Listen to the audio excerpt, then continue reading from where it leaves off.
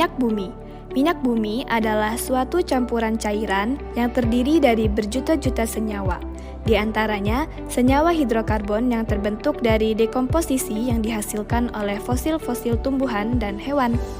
Minyak bumi merupakan senyawa kimia yang terdiri dari unsur-unsur karbon, hidrogen, sulfur, oksigen, halogenida, dan logam. Minyak bumi dapat ditemukan di bawah permukaan tanah dalam lapisan batuan yang disebut reservoir. Lapisan batuan ini dapat berada di daratan, seperti di padang gurun, hutan, atau di perairan laut. Kebanyakan sumber daya minyak bumi utama ada di lepas pantai atau laut dalam. Umumnya, minyak bumi terdapat di dasar laut yang terkubur di bawah lapisan sedimen atau batuan laut. Proses ekstraksi minyak bumi dari laut melibatkan penggunaan sumur bor laut dalam yang mengebor lapisan bawah laut untuk mengekstrak minyak bumi dari lapisan batuan yang terdapat di dalamnya. Minyak bumi yang berbentuk cair ternyata memiliki warna yang sangat gelap. Sumber minyak bumi biasa ditemukan pada bagian bawah tanah hingga lapisan bawah laut.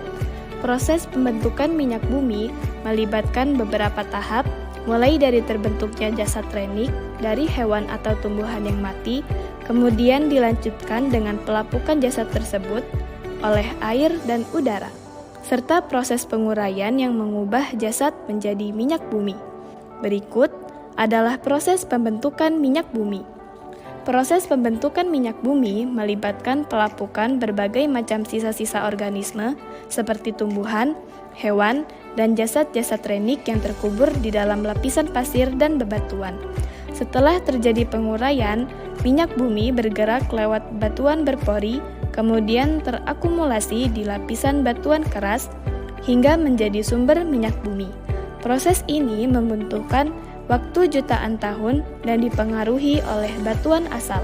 Kemudian, minyak bumi diekstraksi oleh manusia untuk digunakan sebagai sumber energi.